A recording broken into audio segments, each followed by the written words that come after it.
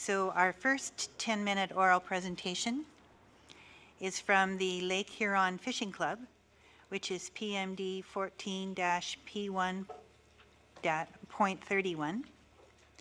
And our presenter is Mr. Michael Hann. Welcome, Mr. Hann. The floor is yours.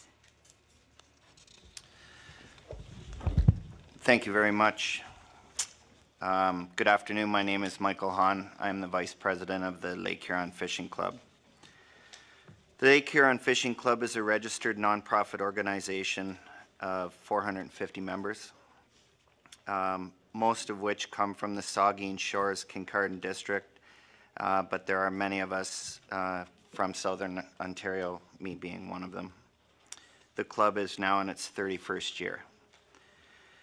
I am here to present the club's position on the DGR regarding item 1.4.4 of the amended public hearing procedures. Please allow me to record the club's preferences to the options listed there. Our club's mandate is to guarantee angling opportunities for current and future generations. Using strictly unpaid volunteers, we rear brown trout, rainbow trout, and Chinook salmon at our 2 hatcheries. We raise 120,000 Chinook in our Port Elgin facility, and we raise 120,000 rainbow trout and 60,000 brown trout in our Kincardine facility. Both hatcheries were built and are operated by our volunteer members. We undertake stream enhancement, habitat restoration, tree planting, as well as erecting livestock fencing, as well as other conservation projects. We have built through our own efforts 2 public fish cleaning stations, one in Kincardine and one in Port Elgin. Both stations, upon their completion, were donated back to their respective municipalities. We mount a major 2-week angling derby each summer, the largest on Lake Huron, called the Chantry Chinook Classic Derby. We are always available for educational tours of our hatcheries, and we operate a classroom school hatchery program in 17 schools with the hopes of expanding that to 100 schools over the course of the next 5 or 6 years. As you can see, the Lake Huron Fishing Club is deeply rooted in the community. Everything is accomplished with unpaid volunteers and the support of virtually every company and small business in the community. Bruce Power, the Power Workers Union, and OPG are among those who support the club. We have also partnered with Bruce Power on several conservation initiatives. That's a fairly new partnership, probably less than 2 years old, but a very successful one at that. Most of our members are local, and whatever happens at the Bruce nuclear site impacts them directly and personally. Many of our club members either work at the Bruce or are retired from the Bruce. They have personally driven by or worked in proximity to the material under discussion here.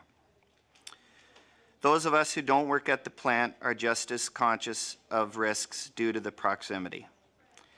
Yes, the presence of radioactive waste is a concern, perhaps less so here than in other localities because our group is informed and knowledgeable about these hazards and know that these hazards are a matter of constant consideration. In our case, familiarity breeds respect. Whatever one's thoughts or position on the DGR, the waste is a problem that won't go away. It must be dealt with. These are our thoughts to the options listed in section 1.4.4. I will deal as one with the first 2 options, the existing Western Waste Management Facility, or WWMF, and the enhanced surface storage at the WWMF.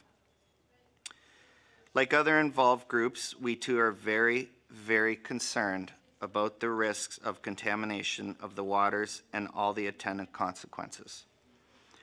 It should be obvious that our group is passionate about the health of Lake Huron and its sport fishery as well.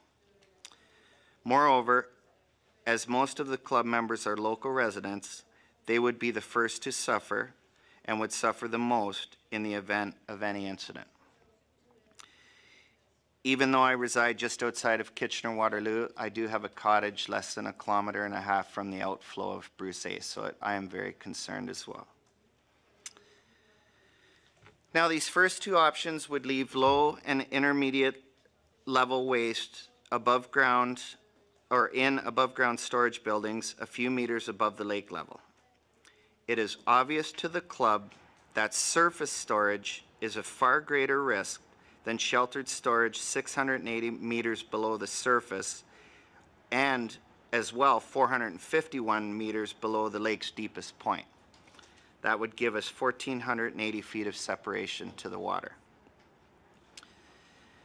To this year, 2014, all levels of government and the various parties at the site have given us 46 years of incident-free storage through intelligence, diligence, and expense.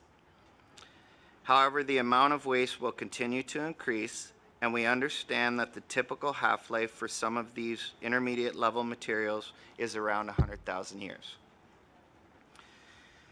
So what will our situation be 1,000 years from now or 2,000 years from now or beyond? So much will happen in the coming millennia. Will the material still be sitting on the surface? Will it have slid into the lake and contaminated the lake? Will this site be barren and deserted? What will our society be like? Will it be capable, either politically or economically, of managing this waste or any other hazardous site? This is not fantasy. In less than 50 years, we have seen a major U.S. city slip back to nature.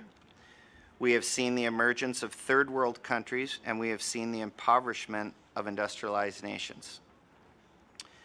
We accept and share the hesitation of downstream localities, but ask them to reconsider. For certain, there are risks with our preference, but it is our read that the first two options pose more risk than underground storage. Containment inside a few meters of concrete on or near the surface at roughly the same distance from shore as the proposed DGR makes no sense to the club. Greater dangers are immediately posed by nature and politics through this accessibility of the on-ground or above-ground storage. The notion is advanced by some opposing that we wait until some method is developed to finally resolve this issue completely. It has taken us nearly 50 years to get to this point, and the hazard is still on ground, above ground, and there's nothing on the horizon, at least that we can see, that would indicate there's some scientific advancement that will make this go away. If a better solution should arise, it's important to remember that if we're able to put the waste below the ground 600 meters, we can certainly bring it back to the surface. That leaves me to cover the last two options: the proposed DGR at the Bruce site or a potential DGR north of us at in the Canadian Shield. From a risk point of view, we would accept that deep geologic disposal in rock formation, which have the same attributes as those characterized at the Bruce, would be acceptable. However, and I might be echoing Mayor Kramer a little bit here, to get to this point has taken 12 years. Our club supports a resolution for the public good as quickly as possible. Restarting the process and stepping back 12 years is not the way to proceed here. Possible delay has therefore directed our support to the third option listed in section 1.4.4, that the DGR be placed at the nuclear site, Bruce nuclear site. It also makes sense to manage the waste and a DGR at the Bruce nuclear site, where much of the waste is already located, along with experienced and a well-trained workforce. We believe the proposed DGR at the Bruce nuclear site is consistent with the Lake Huron Fishing Club's mandate that I stated earlier, which is to guarantee angling opportunities for current and future generations. As the club's vice president, I am anxious to see this happen in my lifetime. Thank you very much for your attention and this opportunity to express Lake Huron Fishing Club's position. Thank you very much, Mr. Hann.